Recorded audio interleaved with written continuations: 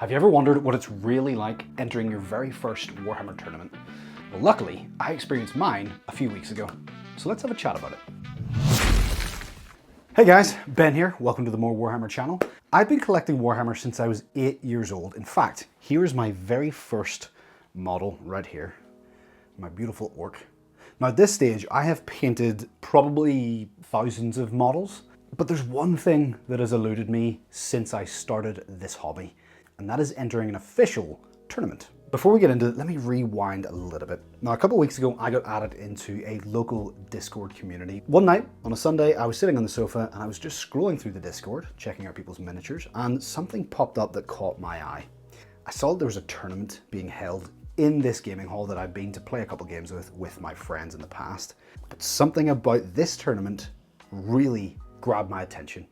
It was a one-day event. Now, most tournaments are over a 2-day period, which to me, I knew with my experience level and my confidence was just not doable for me. And I decided, hey, you know what? This is it. Click, let's sign up for it.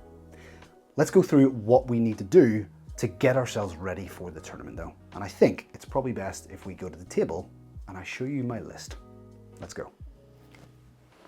So here we go. This is my entire list that I brought to the tournament. Now, I don't want to just make a video about my tournament experience. I want you to be able to get something from this and hopefully encourage you to take on your first tournament as well. Now with that, I'm going to give you 5 things that I think are really important for you to not only feel confident going into it, but to make the most of it and enjoy it as much as you can, because at the end of the day, that's the most important thing, right? So point number 1, bring an army that you are the most confident with and keep it simple. Now, admittedly, that's not something I did this time around. It's something I really suggest you do if you're looking to enter a tournament. This list that I have here is comprised of models that I had previously, but also a couple that I added quite close to the tournament. And the reason I had to do that is because I had to make up the 2,000 point limit. I just didn't have enough models to get there or to make a list that was remotely simple to use. So I picked up a couple of models. I picked up Thankwall and Bone Ripper. Honestly, one of my favorite models. I thoroughly enjoyed painting him up. I also got some of these Gnawholes, which are a key part of playing Skaven, and a lot of fun too. I picked up this Vermin Lord and I decided to build him like this because I actually used this guy quite a few times whilst I was over in Canada and I fell in love with him. And I also picked up these Skaven spells as well, they're manifestations. One of those spells was an absolute MVP in my second game, but we'll talk about that in a minute. Now with me signing up to the tournament in a relatively short space of time, I needed to get these models ready because in tournaments, there's a rule that you have to have a 3 paint minimum for your models to be tournament ready. However, we'll talk about that later on as well. So I was in a bit of a frantic rush to get all of these models ready, and that was no short task, but luckily I do these things called box to board challenges quite frequently. And if you haven't watched those, check out the playlist up there. So I'm no stranger to painting up a lot of models in a relatively short time period, and I applied all those skills to getting these guys ready. So I was frantically painting these guys, getting ready for the tournament. Point number 2, get there a little bit early so you can have a chat to people and just get a sense of the layout of the place. On the way down to the tournament, I was actually listening to a couple of little videos on Skaven tactics just to try and sharpen my mind a little bit. Had all my Skaven sitting in the passenger seat beside me, all carefully tucked away in a box. All right, so the day of the competition, the event, really. I have just pulled up to Exploding Dice. Here we go. So, first game, let's see how we get on. So I got out, went up the stairs, and as soon as I went into the room, all the tables were set out by the tournament organizer, so thank you to Pete for doing that.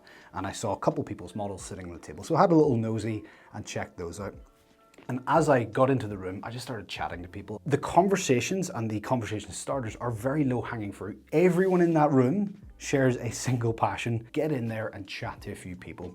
So at this point, the tournament organizer kind of quieted the room down. Everyone was chatting away, and I'd spoken to a couple of people at this point, and he organized who was going to be playing first. And I heard that I was going to be playing a guy called Brendan. So I took my box over to the board and started taking out all of my Skaven. And I immediately asked him, hey, so how many games have you played so far? You know, just kind of getting an idea of how experienced he was.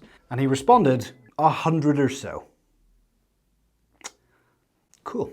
And then he proceeded to take out his army. I noticed something very quickly. None of his models were painted. When I looked at all my painted models and just thought, cool,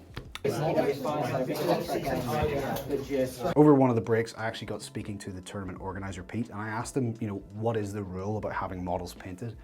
And his answer was actually really simple and it made a lot of sense whenever I heard it from him. His goal is to just get people into this hobby and he wants to create as few hurdles as possible. Now, a huge hurdle for people is getting your models ready for a tournament. So he said, look, in 2-day tournaments, which he also runs, there's a mandatory 3 paint minimum. That's the kind of standard, but for these 1-day events, he just doesn't see it as being necessary. He just wants to get as many people together so they can roll dice and have a bit of fun. And if that means having a couple grey models or prime models, doesn't really matter. So yeah, lesson learned. Double check the rules before you go so you don't spend all of your hours, like me, frantically painting. Point number 3, you're there to have fun. Learn as much as you can, but don't go there trying to win, especially if it's your first tournament. Now, the one thing I did notice was that none of my opponents, the 3 opponents I played, ever looked at a single rule. I had my box, I had my book, I had all my war scrolls, and I also had my app as well as my iPad, all just everywhere trying to remind me of what to do. So it goes to show you that keeping your list simple and keeping your model count to a minimum really goes a long way. Now, let's chat about my first game and I'll give you a quick overview of how it went, including the list that my opponent brought. I've given you a very fancy look at exactly the models he did bring. So the first game I played was against Brendan. He was playing his Ironjaws, and in his list, he had 40 Ardboys.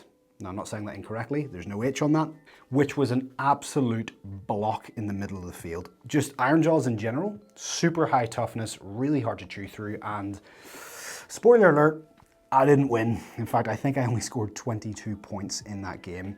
And I'll be honest, that's what I was expecting. I was not expecting to win, especially after he told me how many games that he had been playing over the last decade or so. So I knew I was up against it when it came to Brendan.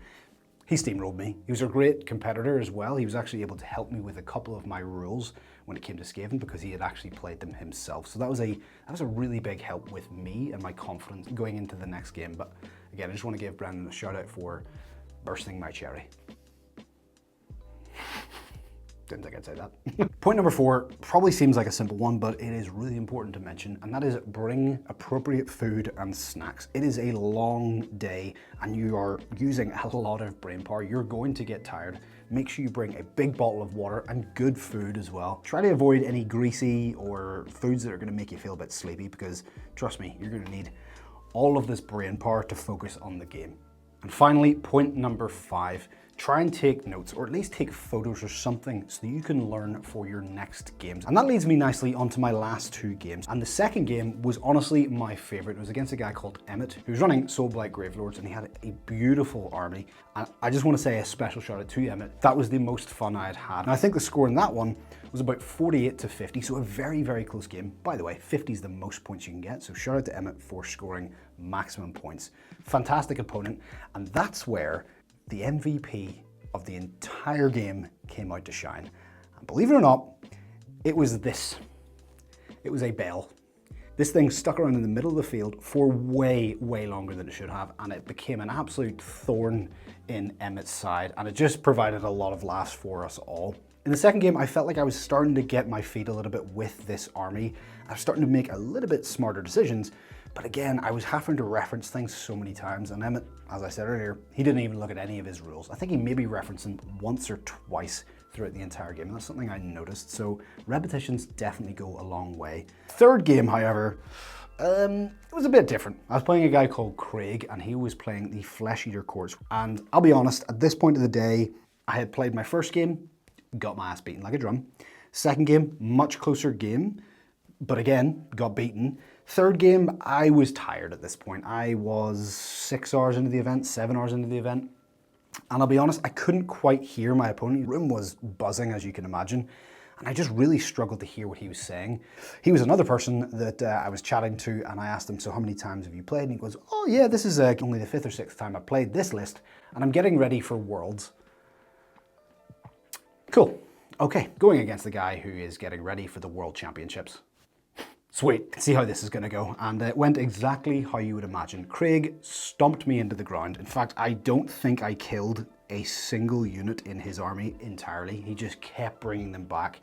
Pretty demoralizing, I'm not gonna lie. I just wanted that last game to end. He was just kicking me into the dirt, and yeah, he took most of my models off the board. But I will say, he was a good guy, he was a fun guy, and he played a really, really good game. And there's such a difference in casuals like me and people who really enjoy and take this seriously. It's very evident in that last game. So to summarize, was my experience a positive one? Yes, I think it was. Am I put off playing tournaments? Definitely not. There's definitely things that I would take to the next tournament, one of them being reducing the amount of models and units that I take, reinforcing some units just to make that a little bit easier and try and learn as much as I can. And I've actually been playing a couple of tabletop simulator games as well, just to help me with that. But honestly, I couldn't recommend this enough. I think the initial concerns of mine of the hyper competitiveness and just the honest intimidation factor were very quickly wiped away as soon as I started chatting to people. At the end of the day, guys, we're just a bunch of people who like playing with plastic miniatures. If you're stressing about it, just remind yourself of that. Make sure you take all of these tips into consideration if you are going into a tournament, and I hope this video has helped. If it has, drop a comment in the comment section below, and if you haven't subscribed already, please hit that subscription button. And until next time, I'll see you soon. I'm out.